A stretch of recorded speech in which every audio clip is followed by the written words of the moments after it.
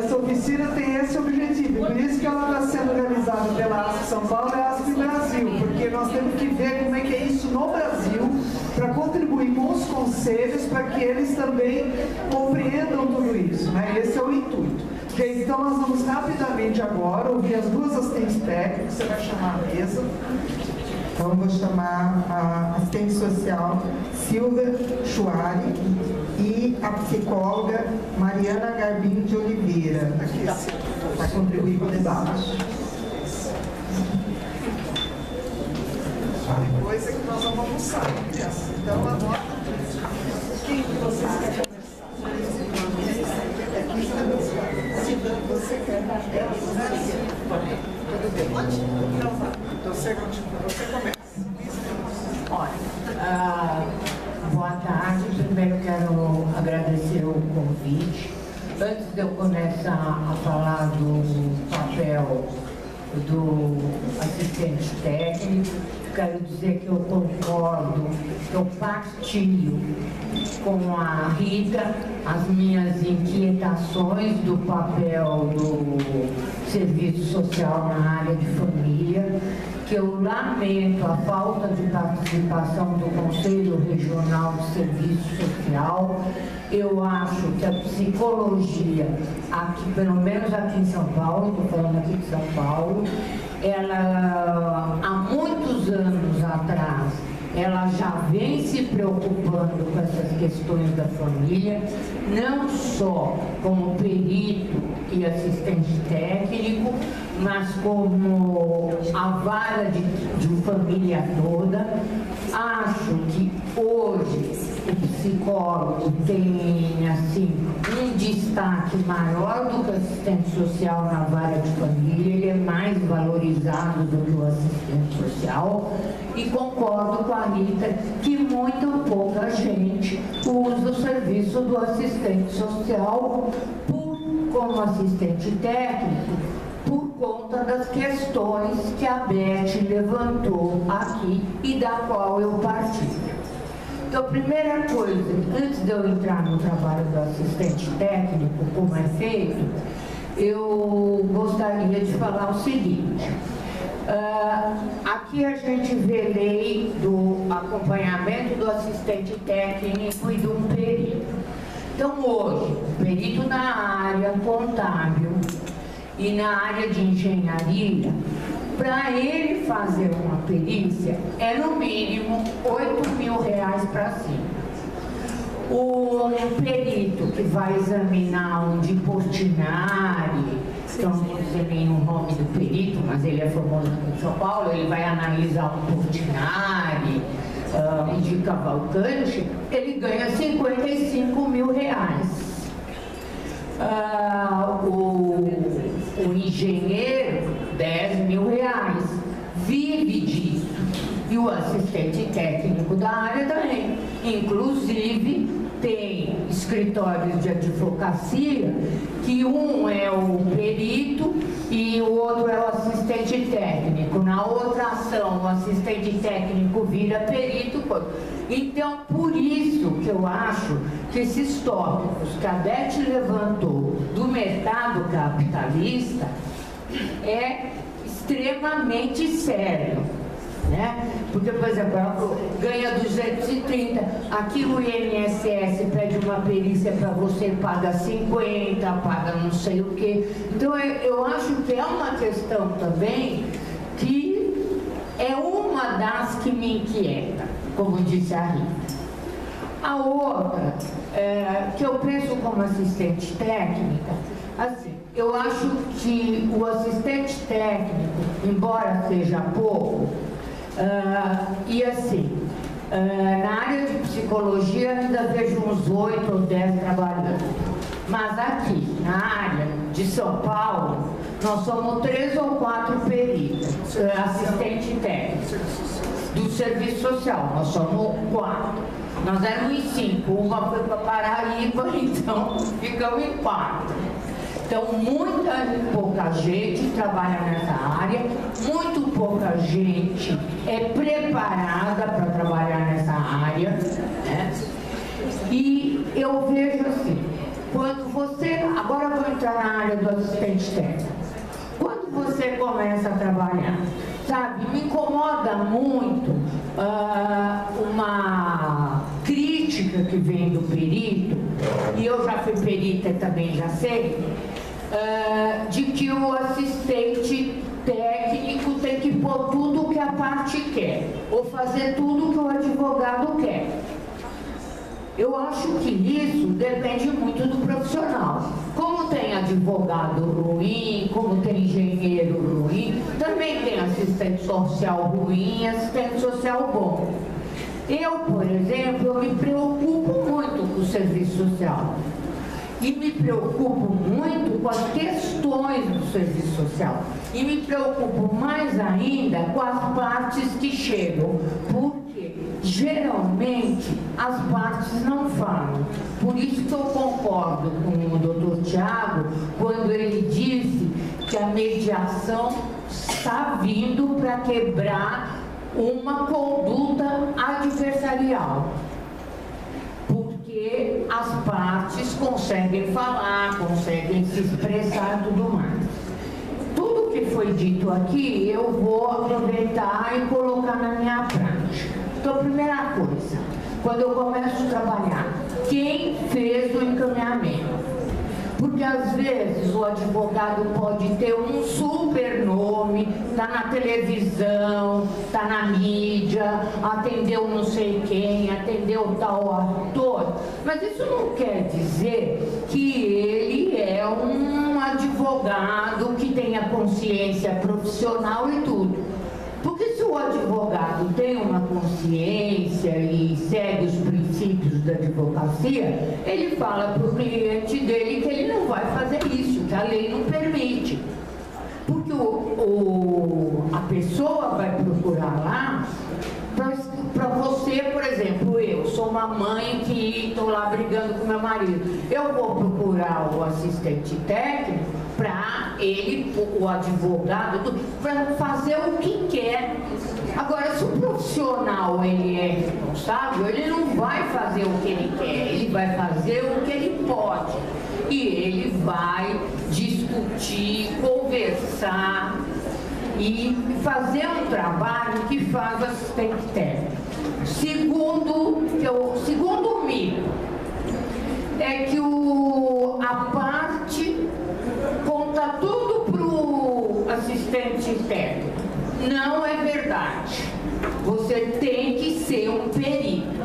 Porque se você não tiver uma conversa com ele no sentido de, se você mentir para mim, você só vai jogar dinheiro fora porque a outra parte vai desconstruir, eles também contam conversa para você, eles também levam vocês na conversa, ele também leva o assistente técnico na conversa.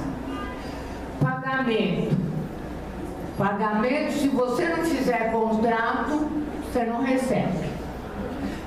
Teve colegas minhas já que atendeu aí jogador de futebol famoso, com cobertura, e ela tomou o maior chapéu dele.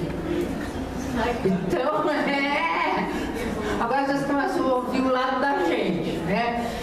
E outra coisa, eu acho que a gente está trabalhando, e eu vou contar uma experiência minha, assim, em relação ao caso. Eu estava atendendo e lá pelo negócio eu percebi que ele não estava afim do menino nem nada, né? Eu marquei para ver uma observação com a criança, ele não ficou. Aí eu cheguei para a advogada, que era uma grande advogada daqui de São Paulo, falei, eu não vou fazer o caso. Como? Não vou fazer. Ele não está interessado na criança.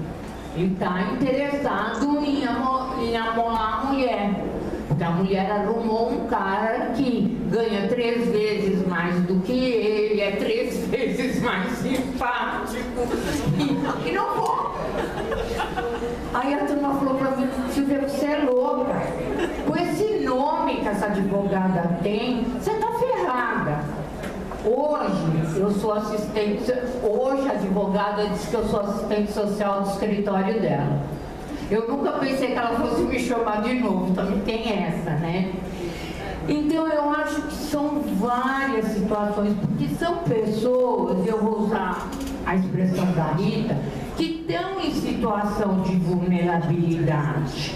E tem gente que vai lá para litigar. O advogado pode dizer que vai para litigar e ele quer litigar, né? Então, eu acho que tudo que a Beth colocou no sentido social, você sente ali no dia a dia, né? Tem gente assim, como a... Eu não estou vendo ela aqui, mas ela falou. A Lília, que está aí para acabar com a vida do outro, destruir a vida do outro. E isso vem dessa questão social que nós temos e dessa, sabe, dessas diferenças de classe.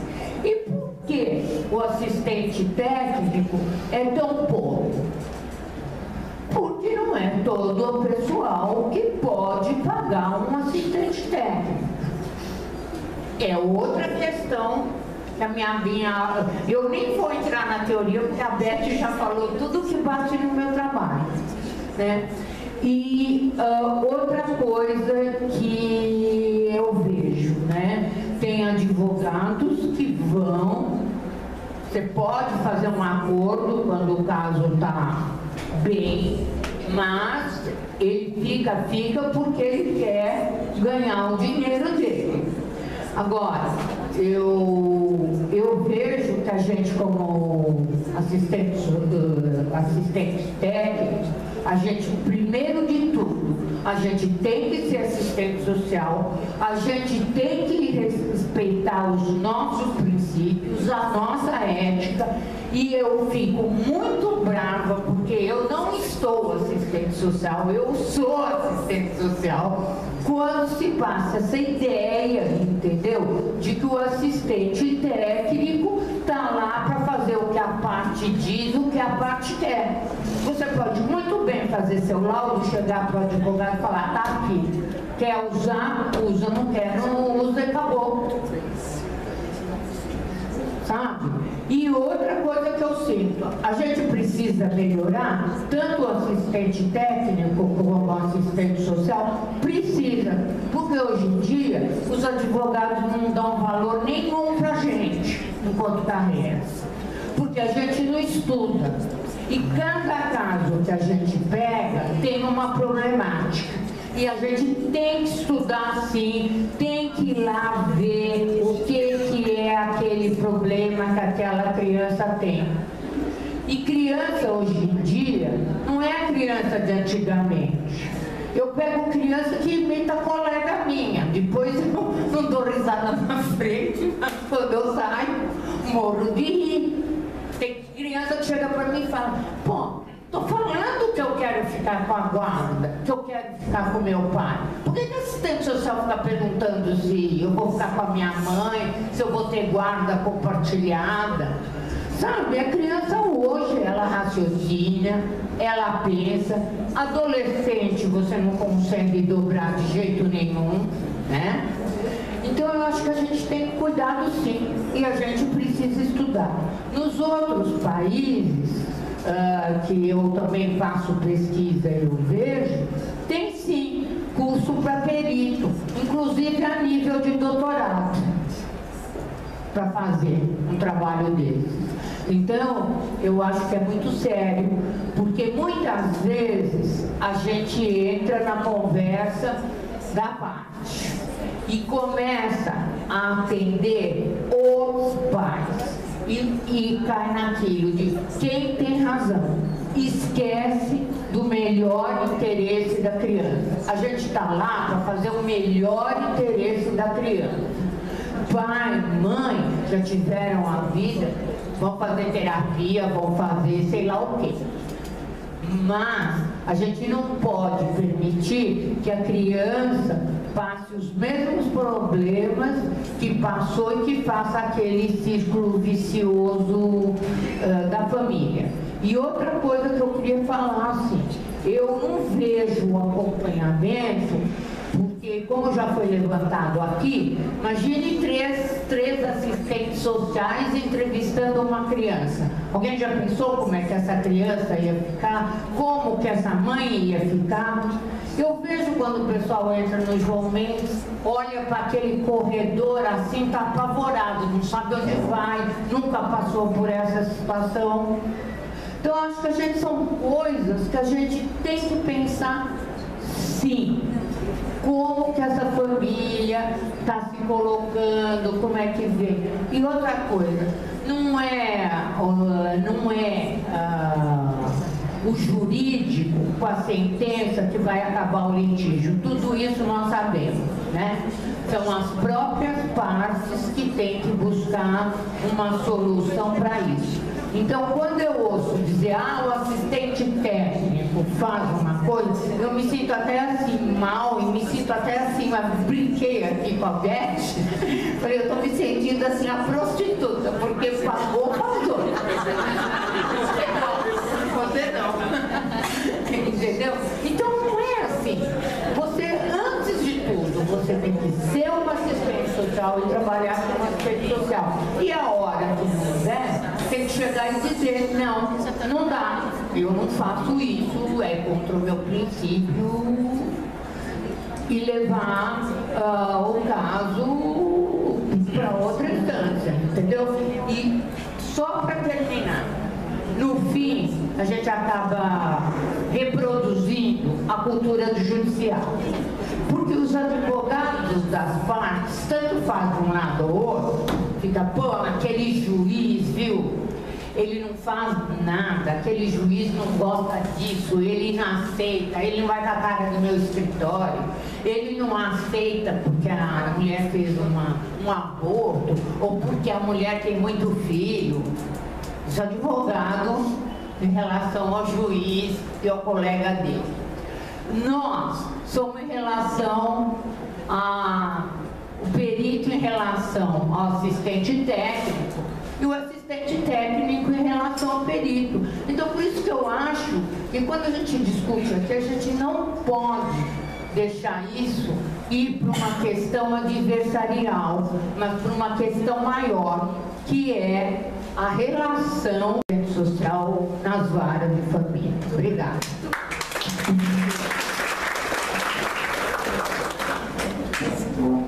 Agora, Mariana Garbim.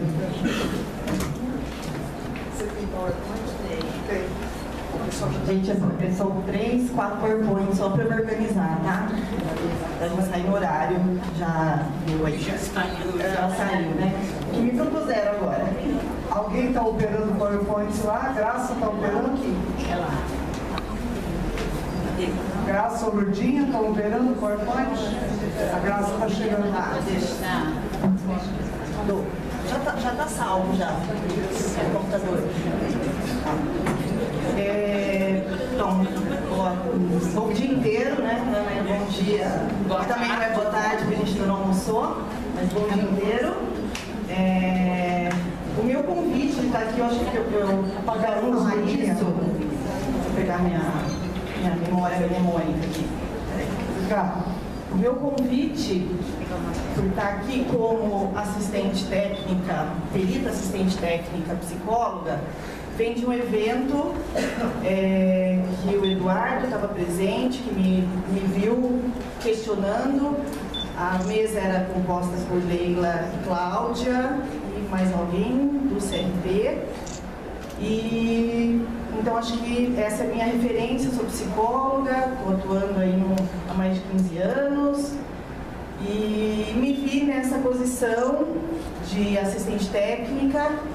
E muito me conforta falar depois de você, Silvia, porque é sempre uma provocação ouvir e sentir aqui no meu ganha-pão essa crítica vinda dos meus colegas, né? Da questão da parcialidade, imparcialidade, e agora, desculpa, mas vocês tendo que nos engolir. Só que para mim isso não é uma novidade, porque a minha proposta de trabalho, eu sou psicodramatista, trabalho com relacional, tenho um trabalho com a posição de responsabilização do sujeito frente aos conflitos. Então, esta minha posição que eu tomo como assistente técnica psicóloga é uma posição que eu tomo na minha prática como psicóloga. Quando os advogados me procuram, por indicações, e eles começam com o papinho de que a gente tem que se alinhar, né? A gente precisa se alinhar. Doutora, eu já estou alinhada com o melhor interesse da criança. É isso que o senhor quer alinhar? Já estamos alinhados, então. Né? E aí, o trabalho ele não precisa saber da minha área. É um plus, é um pedido ok. Eu tenho que apresentar a minha área para ele. Eu tenho que, ainda mais no interior, que aí também está surgindo já um pessoal que faz essa convocação. E como, acho que a Leila falou da questão do acompanhamento, talvez até tenha sido dessa pergunta lá no CLP, o meu entendimento de acompanhamento é esse. Então, a minha apresentação, o meu contrato, eu não faço um contrato antes do advogado ou da parte que está me contratando, ter noção do que é o meu trabalho.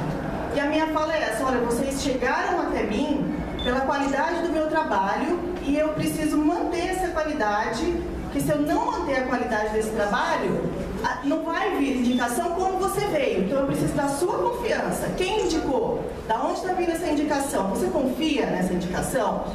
Né? Mas assim, eu recebo e-mail, às vezes vem até o mesmo e-mail, a pessoa manda começa uma metralhadora para ver quem vai ser essa escolha. Então, eu sou escolhida pela parte.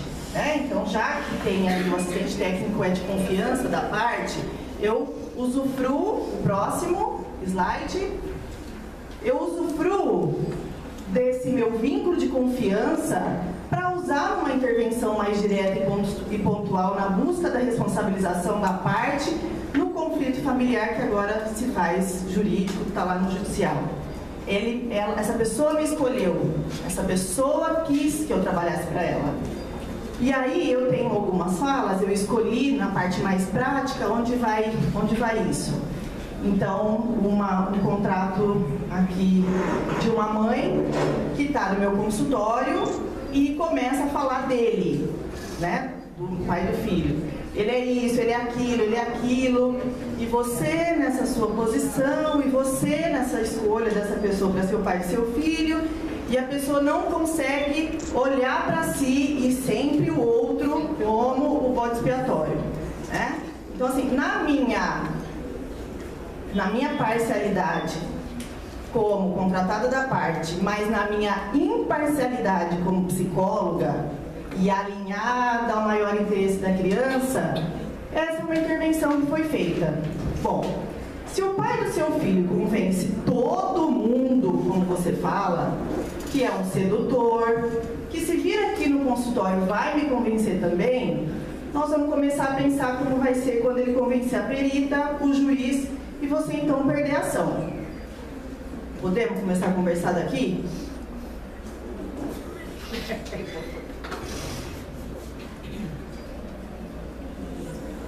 Não tem responsabilização nenhuma, não tem escolha. Que passividade é essa? Vamos conversar sobre isso.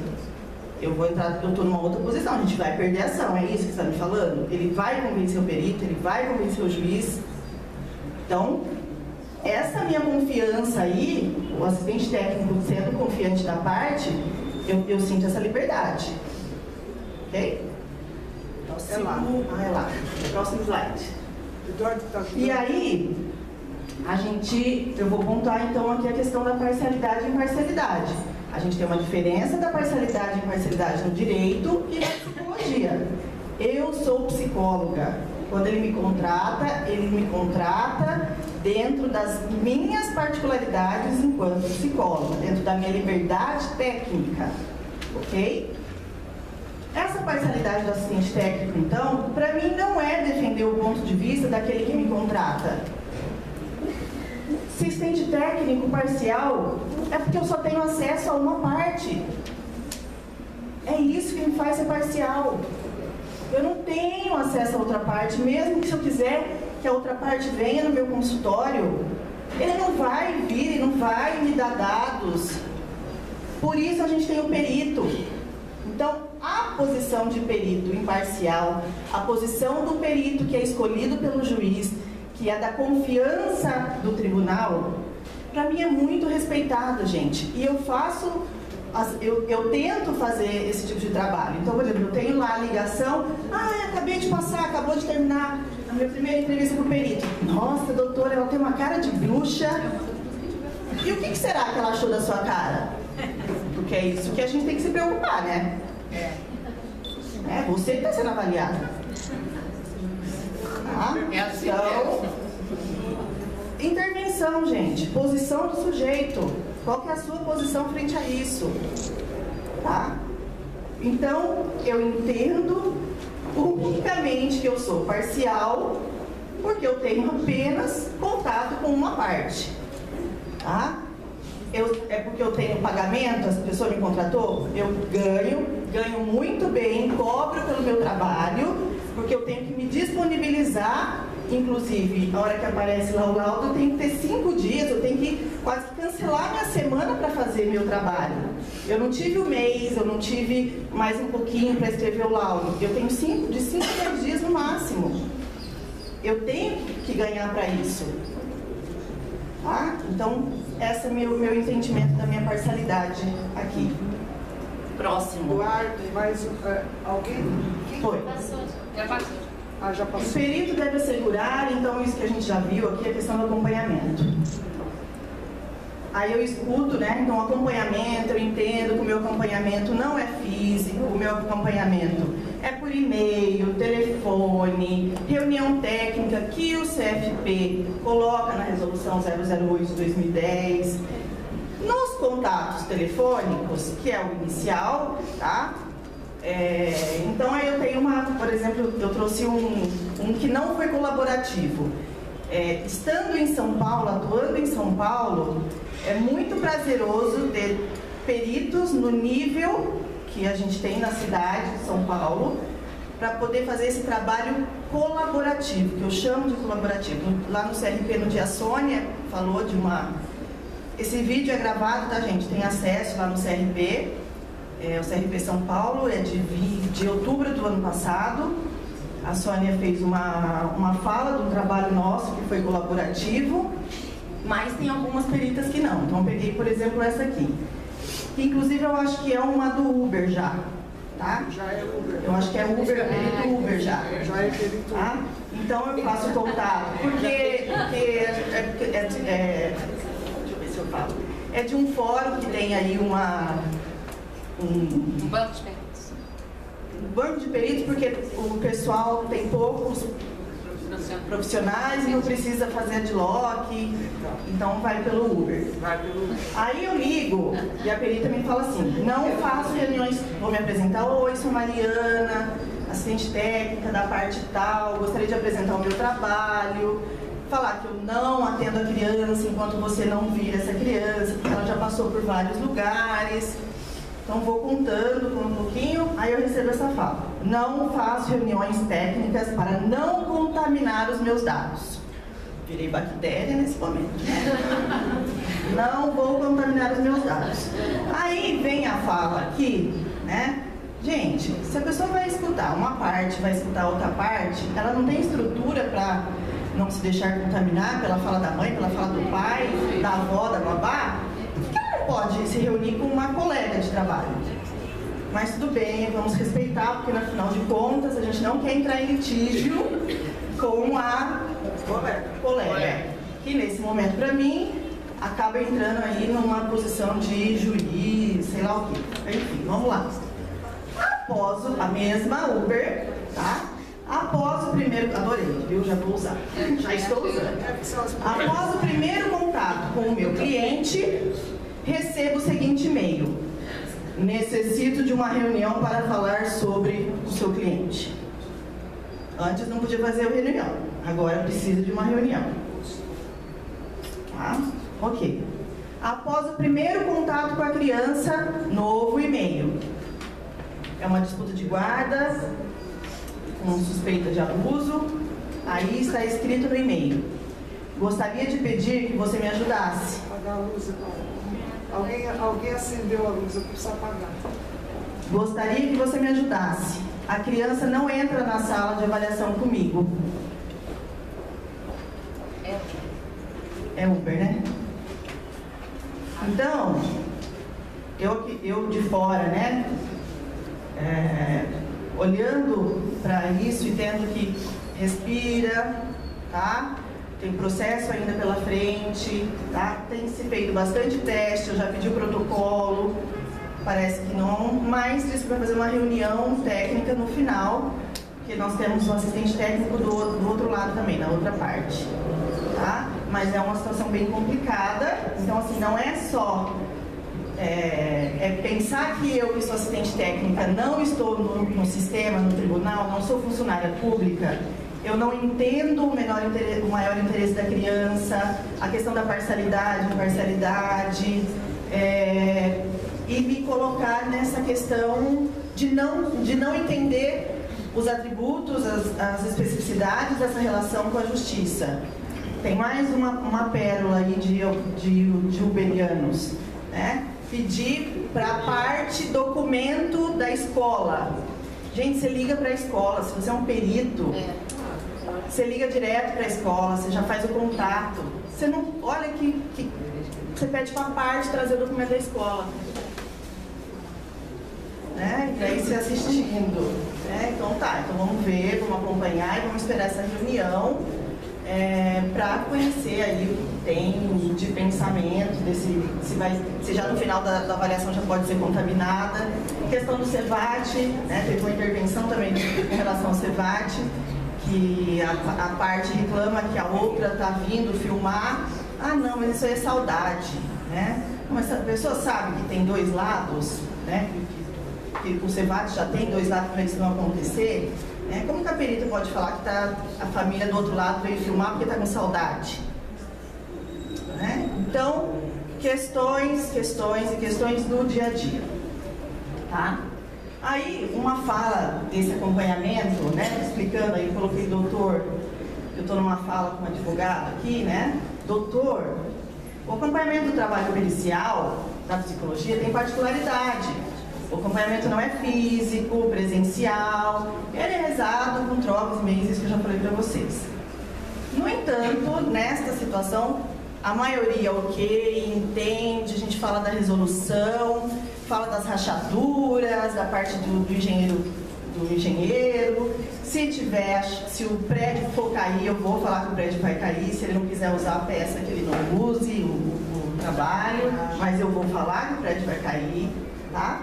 E aí, esse e-mail do advogado me contando sobre um desenvolvimento aí, né? Então ele escreve para o juiz que desde já ele requer que seja autorizada a entrevista do cliente, juntamente com o assistente técnico que comparecerá presencialmente.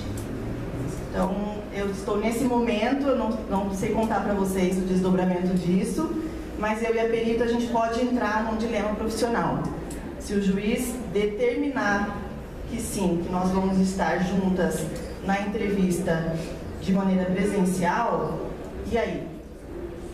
Isso é alguma coisa que eu não sei ainda, é uma coisa que eu quero para a gente poder pensar juntas aqui enquanto categoria, associação, e de estamos juntos. Nós vamos estar num dilema profissional, né? A gente entra nessa situação. A gente vai fazer o trabalho junto e a gente não conta para o CRP, nós ficamos as duas quietinhas, porque o CRP fala o que disso? Né? O que a gente sabe que não dá para ser feito, que eu não fiz, depois eu estou há quase 5 anos com esse tipo de trabalho, desenvolvendo esse trabalho, não precisei ter essa afronta, a não ser na hora do contrato com o advogado e com as partes. Mas eu não sei, talvez a gente tenha aí um momento de um dilema profissional, tá? Por essa determinação, né? Já que o advogado está pedindo para o juiz, e aí alguma coisa que eu vou ter que... então alguma coisa por aí. É o último slide. Vixe. Gente, rápido. E aí eu não vou falar o último. Tá bom. Então acho que minha fala é essa. É muito bom ouvir essa necessidade da nossa aproximação e que ela possa acontecer de uma maneira colaborativa, já que estamos entre colegas.